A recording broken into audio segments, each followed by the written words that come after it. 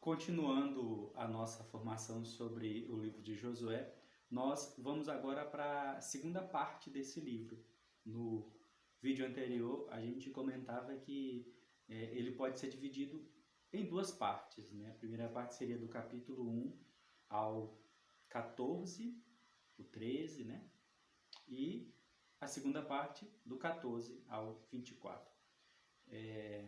Observando essa divisão do livro, ou organização, né, que não significa dizer que é uma ruptura, né, mas há um momento de uma virada da história. Para que a gente compreenda essa organização do livro, vale ter presente aqueles dois eixos ou dois momentos da história que influenciam o povo de Israel e, consequentemente, interfere na elaboração do livro de Josué. Que esses dois eventos são o êxodo, vindo do Egito, e o exílio da Babilônia. Esses dois eventos marcam significativamente toda a história do povo de Israel e, consequentemente, também influenciam o livro de Josué, como eu já falei. Vale a pena até a gente procurar conhecer um pouco mais como que foi o exílio da Babilônia, como que foi a caminhada do êxodo. Porque se nós entendermos esses dois momentos, a gente vai conseguir compreender muito bem o Antigo Testamento. Né? Se a gente conseguir situar quando que aconteceu cada um desses eventos, se ao ler um livro, por exemplo, o livro de Jeremias, né, do profeta, em que momento esse livro foi escrito? Né? Foi antes do exílio, depois do exílio? O que tem nesse livro que faz referência ao Êxodo? Né? Essas conexões nos ajudam bastante. Então, até faço a indicação. Né? Você conhece sobre esses dois eventos da história do povo de Israel? Se souber alguma coisa, comenta aqui no vídeo, deixa aí o seu comentário sobre isso, se você tem interesse, de repente, em conhecer sobre esses dois eventos. Eles são importantes. Por quê? O livro de Josué também, como eu já falei aqui, ele é uma continuidade do livro de Deuteronômio, que na sequência canônica, ou seja, na sequência da Bíblia, está logo após o livro de Deuteronômio. Por quê? Em Deuteronômio, Deus faz uma promessa a Moisés, né? Uma promessa de que irá libertar o povo do Egito e irá dar a esse povo uma terra. Nessa segunda parte do livro de Josué, nós vemos Josué fazer a divisão da terra, ou melhor, a distribuição. Né? A primeira parte do livro, a conquista, né? Eles estão às margens do Jordão, atravessam o rio Jordão, e numa série de batalhas ele conquista toda aquela terra.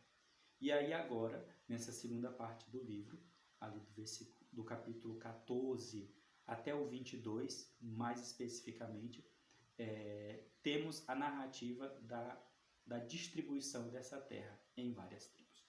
E aí há um olhar teológico, mais uma vez, a respeito dessa ação de distribuir uma terra. Né?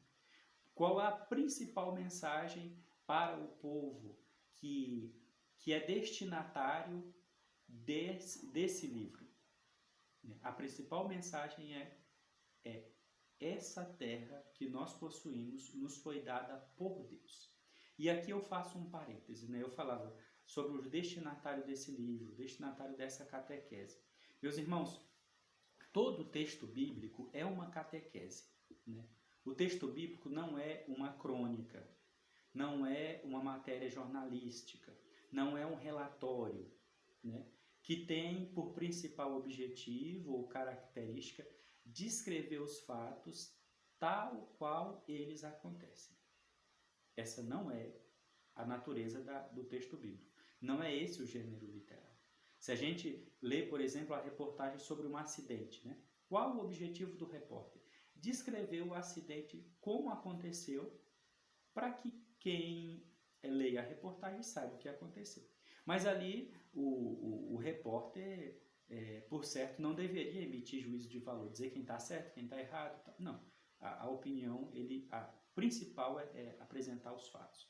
nem tampouco uma moral da história, né? Ele tem que apresentar os fatos tais quais eles estão ali. Uma crônica também, né? Faz um relato do que aconteceu naquele evento, naquele dia, e assim por diante. O texto bíblico tem um fundo interpretativo e sempre deseja oferecer um ensinamento para os seus destinatários. Por isso, todo texto bíblico é uma catequese. E também é uma catequese que não é destinada a mim, Frater Marcelo, e nem a você. É destinado a um grupo específico naquele tempo. Né? O texto bíblico não foi feito para nós. Nós não somos os destinatários. Ainda que, claro, tenhamos o contato com ele, né? Mas o destinatário é um grupo específico. E no caso do livro de Josué, os destinatários são diversos, né? São pessoas ou grupos ali em torno do século VI, século V, ou seja, um pouco antes do exílio da Babilônia, que tem o seu ponto forte no ano de 587, e para as pessoas após o exílio, né, que aconteceu em 538, e aí o seu desdobramento no século V. Esses são os destinatários. É para eles que o texto está sendo escrito. Então, essas pessoas, mais uma vez, eu já comentei aqui, que estão retornando do exílio e agora têm contato com essa catequese, né? Quem elabora o texto, quem organiza o texto de Josué, quer ensinar a esse povo que aquela terra foi dada por Deus. É mais ou menos como se ele dissesse assim, olha, lembrem-se, recordem da promessa que Deus fez a nós, que somos o seu povo. Ele iria nos dar uma terra da qual jorra leite e mel, pois agora será distribuída essa terra que Deus nos prometeu. Aquilo que no livro de Deuteronômio havia sido anunciado, aquilo que era promessa, no livro de Josué se cumpre. O povo tem uma terra, o povo recebe uma terra. E essa terra é distribuída em tribos. Veja que aqui também há um fundo de interpretação, porque os estudos da história do povo de Israel e da composição do povo de Israel indicam que a origem do povo de Israel é advinda de vários povos que se reuniram em vista de lutar contra as adversidades, as ameaças à escravidão. Esse povo se uniu, se fortaleceu e cresceu até tornar-se o povo de Israel. E como que isso se deu? A partir da luta deles. Isso segundo uma perspectiva humana. Mas também, a partir do olhar teológico, pela graça de Deus. Né? É Deus que permite o povo de Israel crescer em número e graça. Como já falávamos naquelas batalhas. Né? Aquelas batalhas não representam a destruição de povos. Né? Israel destruiu vários povos. Não. Aquelas batalhas são, na verdade, uma grande luta contra a idolatria. O povo de Israel e toda aquela cultura na qual ele está imerso é marcado pela idolatria, a diversidade de deuses. E isso, para aquela cultura, é tida como normal. Mas, depois de uma forte experiência com o Deus Yahvé, Israel percebe que não cabe mais a eles viver uma idolatria, não cabe mais a eles cultivar uma série de deuses, até porque esses deuses da idolatria são acompanhados por um governo e consequentemente, vem o Deus que protege a população, mas vem por trás um sistema político que explora, usa da religião, usa dos deuses para explorar o povo. Então Israel não quer mais a idolatria, porque a idolatria se torna sinônimo de opressão, de violência. O que Israel quer? Servir ao Deus único e verdadeiro. E aí por isso, quando o texto é redigido, o texto é elaborado, há essa catequese dizendo, olha, nós já vencemos essa idolatria destruindo esses povos. Mas, mais uma vez, a intenção não é querer dizer ao povo de Israel que tem que matar, não.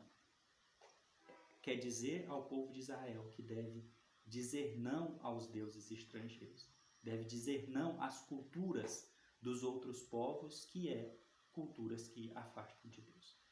E Israel está imerso nessa realidade, conquista essas terras com muita luta, com muito trabalho, e agora essas terras são distribuídas, né? Esses vários povos que se juntaram, né? Formando um grupo, um reino que não quer mais a idolatria, que não quer mais ser explorado, mas que desejam trabalhar, cuidar da sua família, crescer, né? Sem ter que enviar os seus filhos para exércitos, sem ter que destinar parte da sua produção para alimentar uma monarquia. Esse povo se reúne e, como eu disse, faz essa organização e essa distribuição dos seus bens, né, e suas terras. Vamos continuando a nossa reflexão nessa segunda parte do livro. Vejam que parece que a gente sempre está voltando, parece que não há um progresso, mas é porque existe uma unidade muito grande no livro, né? Toda a elaboração do livro de Josué está em torno da terra, em torno da luta pela idolatria, que no texto é apresentado por meio das guerras, e a compreensão desse contexto é fundamental para a gente entender o que está acontecendo quando há as batalhas, o que está acontecendo quando há a divisão das terras. Eu peço a você que compartilhe esse vídeo com outras pessoas, caso ele tenha sido útil para você, assim como também se inscreva aqui no nosso canal. É um apoio, sim, é uma ajuda, é um incentivo, me faz perceber por meio da sua visualização desse vídeo, por meio da sua inscrição nesse canal, me faz perceber que está sendo útil e me motiva. Não, se o pessoal está vendo, o pessoal está se inscrevendo, é porque está sendo bom, então eu vou produzir mais coisas. E tudo isso com a intenção de ajudar, tudo isso com a intenção de fazer com que a gente cresça no contato e na vivência da palavra de Deus.